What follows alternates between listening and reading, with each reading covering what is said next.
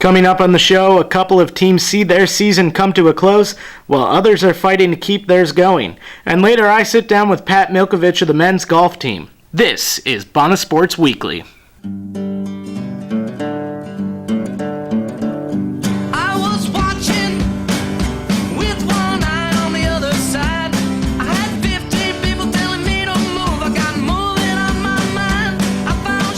Hello everyone and welcome to the 8th edition of the show. Some big news to get to today, so let's get started. The women's rugby team is on their way to New Hampshire for the regional tournament after beating the University of Rochester in the state finals last week by a score of 45-5. The 4 teams competing are guaranteed at least 2 games this weekend. However, if a team loses their first game, they will be placed in the losers bracket, which is essentially a consolation game. The team who does go undefeated will move on to the national tournament. The women will play the University of New England on Saturday. The women's soccer team ended their season on Sunday and for the first time in 6 years will not make the Atlantic 10 playoffs. The Bonnies were officially eliminated last Friday when they dropped a 2-1 heartbreaker to Fordham. They then dropped their final game to the conference leader LaSalle by a score of 2-0 on Sunday. There is good news though. Senior Molly Curry was selected to the academic all-conference team for the second year in a row, while freshman Danielle Weiss was named to the Atlantic 10 all-rookie team. The men's soccer team isn't done with their season yet. They only have 1 game left at UMass on Saturday. However, like the women, the men were also eliminated from postseason play on Friday after dropping a 5-0 game to LaSalle. The men played again on Sunday against St. Joseph's, where they were able to score their first goal since October 8th. It looked like they would score another goal, but after the line referee declared the ball in the net, the field ref called the goal off, and the Bonnies would end up falling on senior day by a score of 2-1. St. Bonaventure only has 6 goals going into Saturday and is winless in the Atlantic 10. The swimming and diving teams will host Cleveland State today. They hope to get their seasons back on track after both the men and women dropped their Atlantic 10 opener last week. The women have an 0-4 record to start out the year, while the men haven't fared much better, beginning the season with a 1-2 record. And finally, the basketball season has arrived, at least the exhibition games have. The annual doubleheader begins Saturday at 2 when the women's team takes on Edinburgh. After that, the men will tip off against Mansfield at 4 as long as the women game doesn't go too long. While it may not count against their records, it's a chance for the players on both squads to prove to their coaches what they can do, as well as provide a chance for fans to check out how the teams will compete this season. If you can't make it to the games, be sure to watch on SBU TV or GoBonnies.com. Amy Mukendi and I will have the call on the women's game, and then later Chris Shepner and I will also be on air for the men's game.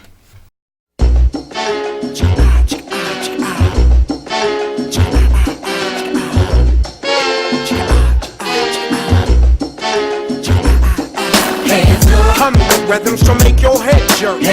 We making our whole joint short circuit. So I'm sitting here now with Pat Milkovich of the men's golf team. Pat, thanks for coming on the show today. Yeah, no problem. Thank you. I really appreciate it, man. So we're coming up to winter sports now, and you guys are actually in kind of a weird, unique position for golf, where you're not really in season, but you've already had a season, and now you're getting ready for another season. Kind of explain to us how that works. Well, basically starting out, we play in 6 events in the fall right away. Like every weekend we're away or traveling, and we have our home tournament in the fall as well. So then when that ends and that we have our final tournament, then we start going in an off-season mode, and we start working out more. We start just like techniques kind of thing, looking at everything, looking at the swing. And then we also have a stats keeper, and we look at all our stats, like fairways hit, greens hit, and stuff like that. Very technical stuff. So it kind of sounds like this fall season that you were just in it almost sounds more like a preseason or like a spring training sort of thing. Yeah, you could call it that. Yeah. It sort of gets us like ready for the spring. Yeah. And lets us know what we need to work on. So from what you saw, what you did personally in the spring, what do you think you need to work on for this upcoming season? Or should I say what you did in the fall? Yeah. What do you think you need to work on for the coming spring season? I need to work on being able to score, being in position to score a little bit more. I mean, I hit my driver very well, and the irons weren't so good. I wasn't really putting for birdie, or sometimes I got out of the hole just for one shot. So it was an okay season. I just feel like a couple shots here and there could have got me a little lower. So just working on more course management, I would say. Okay. Yeah. So how long have you been playing golf? Because this is not like a sport that you just kind of like pick up in high school and you go with it. Like a lot of people start early. How long have you been playing? I started around when I was 12 playing competitively, I think. You were playing competitively at 12? Yeah, 12. So were you training before that or just playing for fun before that? I was just playing for fun. Like my dad and I would go like on a putting green or something on a weekend. Because I was playing like basketball. I was playing like all the other sports like basketball, soccer, and stuff like that. So I'd just go on the weekends when I was maybe like 10 or 11 and just chip and putt, and then my dad just put me in a tournament, and ever since then I just really been focusing on golf. So what made you choose golf over all the other sports? You said that you were playing everything else, but what made golf stick out, and what made you want to pursue it in college? I don't know. I liked the individual aspect of it, kind of, and I also liked just being out on the course. I don't know, it's just kind of like clicked with me. I mean, I still play the other sports and stuff when I can on the free time, but for some reason golf just really stuck and really got my attention. Now my idea when I go out and play golf is I'll bring a 6-pack of beer with me and I'll shoot terribly and I won't care. Does playing competitively kind of change what a lot of people view as sort of a leisurely sort of sport? Yeah, it becomes more of a focus. Like it's a lot more mental. Like how you describe, like when you're out there with your buddies having a 6-pack, just hanging out. You're not really thinking about it. Yeah. But once when you become in that tournament aspect, you're like, okay, I need to make a par here in order to shoot this score. So you're thinking a lot more, and it's taken away from like the physical aspect, but it really becomes mental, and you really got to be able to focus in. Concentrate. Do you still enjoy golf kind of like that, or is it every time that you go on the course, even during the off season, you're always kind of thinking about how to get better?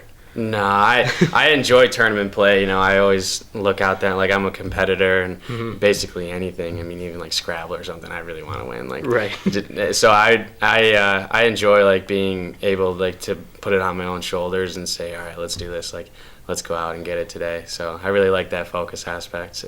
It's really fun. So you mentioned a little bit earlier that golf is more of an individual sort of sport, but obviously this is still a team when you come and play college.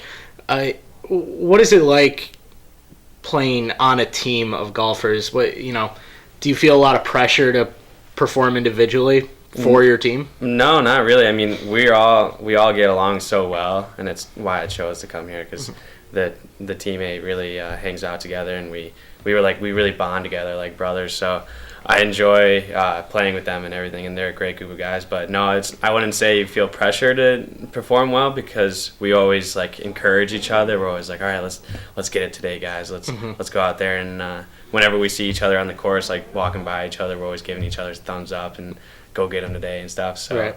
But I mean, if you don't perform well, it just happens. You always get it next tournament, and we always try to encourage each other too. So do you think when you go out there, you're definitely thinking more individually than you are for the team, or do you always kind of have the team in the back of your head? I always have the team in my head.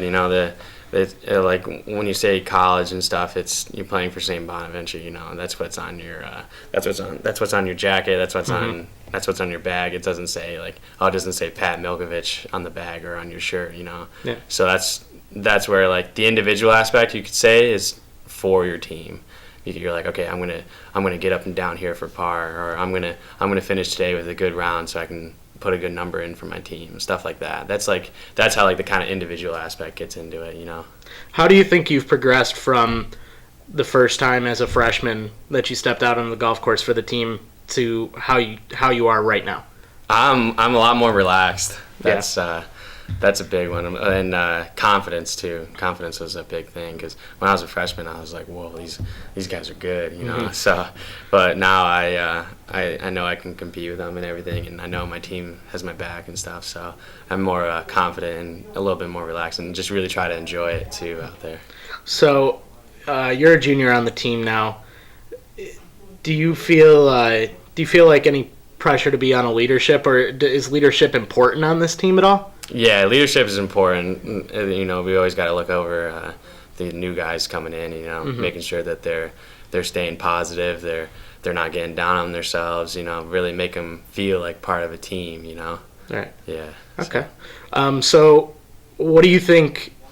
What can you expect from this? I mean, you have the whole winter off.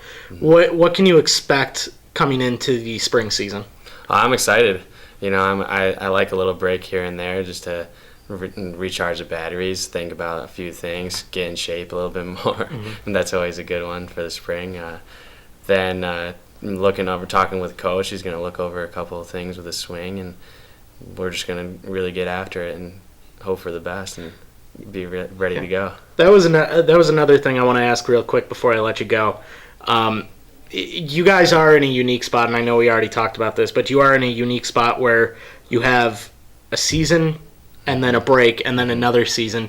Do you think that helps or hurts? Because a lot of these teams, you know, they play the whole season all winter long. In the South, and they just keep playing. Up here in the North, we can't really do that because of the weather.